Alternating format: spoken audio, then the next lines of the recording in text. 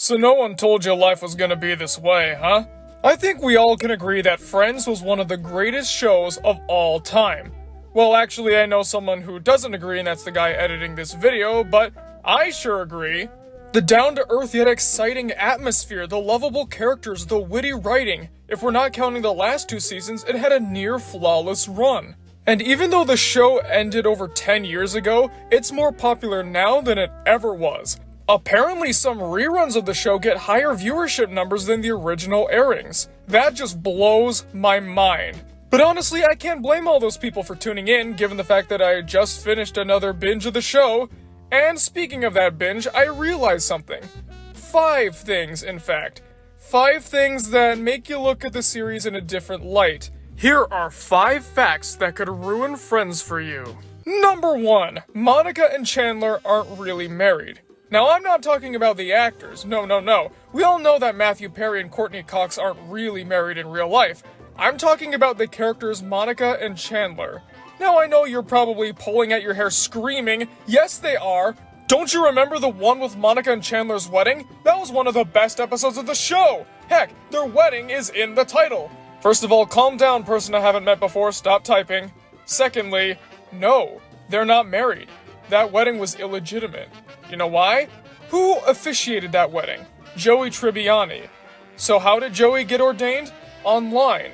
Now I know that's a popular staple in media where, oh look, the friend gets ordained online and now they can officiate the wedding. Isn't that great? Well, no, it's not, depending on where the show takes place. Friends takes place in New York. And New York is one of the states that says weddings officiated by people who were ordained online are not legitimate. They do not count as marriages. So if Monica and Chandler were to go to a courthouse or any government institution per se, they wouldn't be viewed as a family because their wedding wasn't real. It was officiated by someone who, according to state law, has no right to do so. So that kind of makes that episode a little less good in my eyes. I don't know about yours, knowing that all this, and this, and this, all meant nothing in the end. And before I get any comments saying, well, Monica and Chandler adopted a baby, so obviously they have to be legitimate. Nope. According to New York law, basically anyone who's stable can adopt a kid. You don't even have to be married. You don't even have to have a partner. Oh, by the way, this also means that Phoebe and Mike are illegitimate too. So, good job, Joey. Good job. You really came through for them on this one. Thanks for doing your research. Number 2. Joey doesn't see the cast anymore. As much as we would like to pretend that the Joey Show doesn't exist, it does. It happened. It was there. We can't ignore it any longer. Everyone who watched the finale may have had different reactions, but one thing can't be denied. Everyone was confused why Joey didn't get a real ending to his story.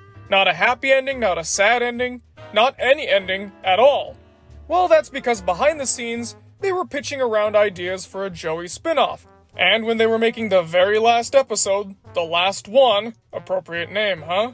Matt LeBlanc signed on to it, and then production began. But before we get to the Joey Show, how does the last one end? It ends with Monica and Chandler getting the twins and moving out of the city. Now, they make it very clear that this is not going to be the last time that Monica and Chandler see the group. Even though they're moving and starting a family, this is not going to be the end of all contact between them and their friends. Joey didn't really see it that way. Joey didn't see it that way because he packed up and moved across the country. See, this is New York, this is LA. Joey doesn't take place in New York, it takes place in LA. See where I'm going with this? Joey just left. I guess he couldn't take seeing all of his friends grow old and get families and be happy because he just left. That's it. He's not going to see them every day anymore, he's not going to see them every so often, he's just gone. Here's how Joey describes it in the very first episode. I was happy in New York and I tried to keep everything the same, but things kept changing. All of my friends got married and had kids and moved on. Does that sound like a happy guy? No. Does that sound like a guy who's given up? Yes. Looks like Joey isn't going to be hanging out with all those guys anymore, even when they do have reunions. I wonder how all his friends felt about this. And I also wonder if that room above the garage in Monica and Chandler's house where Joey was supposed to grow old in is now going to waste. I guess we'll never know. Number 3. Rachel knew that Ross was right. One of the biggest ongoing debates in all of Friends, whether it be within the show or in the fandom, is whether or not Ross and Rachel were on a break. Well, I have the definitive answer to this. Not my opinion. This is fact, stated within the show, the final 100% conclusive truth. Yes, they were on a break. We all know Ross's side because whenever the word break is even mentioned, he just screams, "We were on a break!" Well, we also know Rachel's side too. You know how she would always say, "No, we weren't on a break. That's not true. We weren't on a break." Well, guess what? She's lying.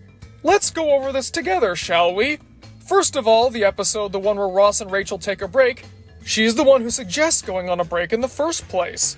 Yeah, sure, later she calls Ross saying that the break was a mistake. Well, first of all, there she does confirm it, but second, I know what you're thinking. Oh, that's probably her ending the break, right? That's her saying, "Oh, hey Ross, we can get back together." Well, first of all, that's not what happens. All that she gets to say is, "Hey, I regret this. Oh, and by the way, Mark's here," and then Ross hangs up. And secondly, there's this little exchange in the one with the morning after. The important thing is she meant nothing to me. And yet she was worth jeopardizing our relationship! Look, I didn't think there was a relationship to jeopardize. I thought we were broken up. We were on a break. Ross's catchphrase, his argument throughout the rest of the show, the one she constantly denies ever happened. Here it is. We were on a break. Rachel said it, she knows it, there's no getting around it this time. She can't change her mind in the future. This is how it was. Kinda makes you look at their relationship a little bit differently, doesn't it? I know there's a lot of debate going on, especially on the Reddit page, as to whether or not Ross and Rachel is actually a toxic relationship, but this definitely adds some fuel to the fire, doesn't it? I mean, look at this. Oh, but we're not done. There's another Ross and Rachel related thing that we're gonna have to discuss. Well, let's get right to it. Number 4. The weird reason that Rachel likes Ross. One of the other staples of the show is that Rachel's got daddy issues. She grew up as a spoiled, pampered little princess who loved daddy, even though daddy was a bit of a, well, let's be real, a monster. Dr. Green is an awful, awful man. Don't get me wrong, I love him. He's great, and if there ever was a 1992 election-related movie, I think the actor would have been great to play Ross Perot.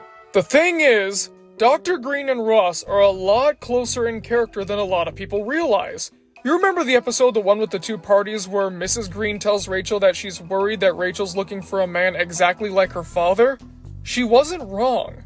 Granted, she came to that based off of misunderstandings and Ross being a quirky weirdo, but she's telling the truth. That's exactly what Rachel's looking for. A man with an interesting, unique voice who has a PhD and is extremely opinionated to the point where if you disagree with him he gets openly hostile, has severe emotional issues and can't take no for an answer, is so stuck in their ways that they can end up doing horrible, awful things to people and not bat an eye about it, and is also someone who can annoy their partner based off of their personality alone. This is Ross. This is also Dr. Green. Think about it. With all those outbursts Ross has, with all those angry moments he has, with all those bad things he does to Rachel, can you imagine Dr. Green doing the same thing to Mrs. Green? For me at least, yes. Yes, I can. And you know why that's especially scary? Ross and Rachel did get together in the end. We saw how unhappy Dr. and Mrs. Green were together. As Mrs. Green says in the one with the lesbian wedding, "You didn't marry your Barry, honey, but I married mine." So, looks like Rachel did marry her Barry after all. If she's gonna repeat history like this, do you honestly think it wouldn't go the same way? Now I know what you're all thinking. Ross wouldn't hurt Rachel. There's no way. They love each other. First of all, he's already hurt her several times. Even if they were on a break, what Ross did with that copier girl was not okay. And even besides that, Ross has hurt Rachel a number of times in the past. What makes you think that's gonna stop now? You remember him getting crazy jealous because of Mark? That never really got resolved. Even later on down the line, he still thinks he was right. He still thinks there was something there. Let me tell you, just because they have a kid together does not mean that Ross has really changed. Number 5, Ross doesn't really see Ben anymore. If you pay attention, the second half of Friends features a lot of characters disappearing from the cast. The biggest example would be Carol and Susan. They basically vanish entirely save for 1 or 2 appearances. And wouldn't you know it, Ben had the same fate too. He appears once or twice in the second half of the series, and then has a couple mentions, but that's basically it. For the most part, we don't see him with Ross anymore, and this has not gone unnoticed. There's a fan theory going around stating that Ross lost custody of Ben. Now, whether or not this is before or after Emma was born, that remains to be seen. But you know who one of the main people who supports this theory is? Ben's final actor, Cole Sprouse. Yes, by the way, that Cole Sprouse. The guy who played Cody in the Sweet Life series. And I'm sure he's had other roles, but I don't know any of them, so stop typing. Sprouse further backed it up by saying that Ross never really was a super present father for Ben. Carol and Susan always did have majority custody anyways. And if we look back, that's been a problem since day one. Carol and Susan were the ones that mostly raised Ben, while Ross got occasional visitation. I guess Ben just kinda slipped away. But that's not the only answer we've got. The actresses that played Carol and Susan said that Ben went away to a boarding school over in England. That and maybe Carol and Susan moved to England too and then adopted more kids. So we've got a couple different answers here, but there is one major through line. Ben is basically out of Ross's life. Remember, in the last few seasons, we didn't see Ben once. We only heard him mentioned a couple times. It got to the point where even his grandfather, Jack Geller, completely forgot that he existed. Now I know Jack Geller's not the sharpest knife in the place where you keep the knives, but that's still a bad sign. We all know that Ross loved Ben, but we also know that his life is in a completely different place than it was when he was born. I mean, he's got Emma, and, for the time being, he's got Rachel, providing they stay together. And he's got his friends who will be there for him when the rain starts to pour. Except Joey, who packed up and moved away and is now out of his life entirely. So, even though these 5 facts are present in the show, I still adore Friends. Now, I'm not trying to ruin anyone's Friends watching experience. Far from it. I just want to bring these facts to everyone's attention because no one really seems to acknowledge them. And I don't want them to ruin the show for you. That's why I said may ruin the show for you, not will. Still, it's food for thought, something to think about. So whether or not you care about these facts at all, I think we can all admit, Friends was truly something special. Well, folks, thanks for watching the video. What do you think of these facts? Did you know any of them going in? Comment below and let me know because I'm always excited to hear what you guys have to say. Thank you all for watching. I'll see you guys next time.